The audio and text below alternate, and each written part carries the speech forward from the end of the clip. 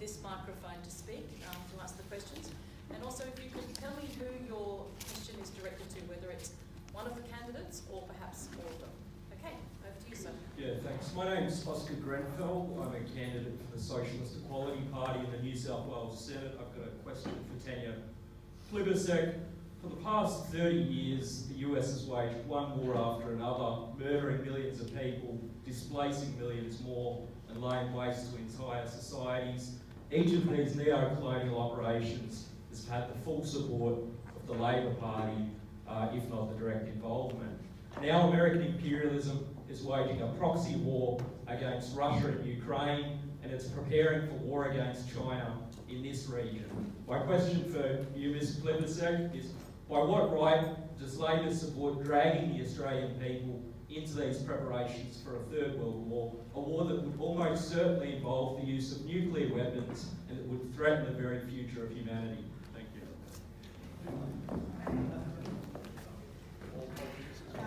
Well, thank you for that question. And it's actually not true that we've supported each of these wars. You might recall that Labor was opposed to the Iraq War.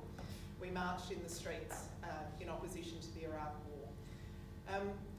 I'm sorry I can't agree with you on the Russian invasion of Ukraine. This is an illegal and immoral and aggressive act that is completely counterproductive to peace in Europe. And I'm actually surprised to hear you criticising the US when it's Russia that's invading Ukraine. We will stand up and oppose the Russian invasion of Ukraine. Ukraine is a sovereign nation, and the fact that its 40 million people are now faced with the extraordinary act of aggression that they are living through, I think is one of the greatest tragedies of this century. So, sorry, don't agree with you.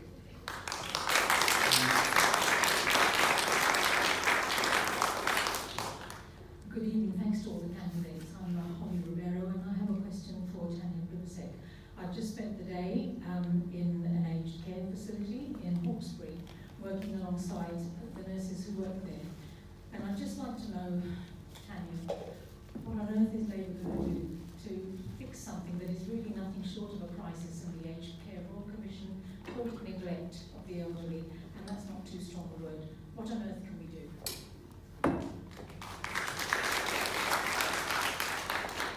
Thank you, Holly, and I think probably everybody's actually clapping you because we know what incredible work nurses have been doing during the COVID crisis, and in particular in aged care. We've had 22 reports into aged care in Australia, including a Royal Commission titled Neglect. The interim report was entitled Neglect. We heard stories, you would be familiar with them, I think most people are. Maggots in wounds, half of all residents malnourished, people falling out of their beds, crying out in pain in the middle of the night because there's no one rostered on to help them. Labor would change that. We would return the nurses to nursing homes so that every aged care facility would have a nurse rostered on 24 hours a day, 7 days a week. We would increase the care hours for every patient so that carers and nurses have more time with every patient.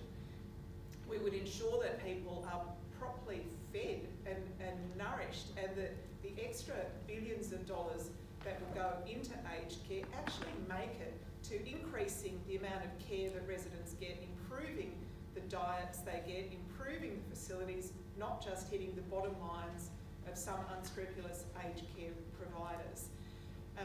We also need to make sure that the aged care workforce is properly paid. Labor supports the pay case for the aged care workers that's before the Fair Work Commission. We know that we will never find the caring workforce we need. This is true of aged care, it's true of disability, it's true of nursing across the board, it's true of early childhood education and care. While women's work is consistently undervalued, we will struggle to find the workforce we need, and we will struggle to retain that workforce. So as well as making these changes in aged care, we also think, we know we need to do something about gender pay equality. We've already committed to a range of things across gender pay equity, including things like making larger companies disclose their gender pay gaps, including banning pay secrecy clauses in workplace agreements. So if you want to tell the person you work with what you earn, you should be allowed to do that. Including, more recently, and Anthony just announced this on the weekend, making sure that we include pay equity as an object of the Fair Work Act, and making sure that we have 2 expert panels, in addition to the annual sort of award-setting panel that is an expert panel on the Fair Work Commission. We need 2 more panels, one on gender pay equity and one on the caring workforce, so that we get expert advice to advise the commissioners. Since 1994, we've had 24 pay equity cases. Only one of them has been successful. There is something wrong with the law that you cannot prove gendered undervaluation of work. The only time we've done it is when Labor was in government and we had the social and community sector workers who won their pay case, in part because the Labor government said we'll fund it, and in part because the Fair Work Commission at that time didn't require a male comparator. Sorry, it's a bit of a pet subject. So we'd fix pay equity too.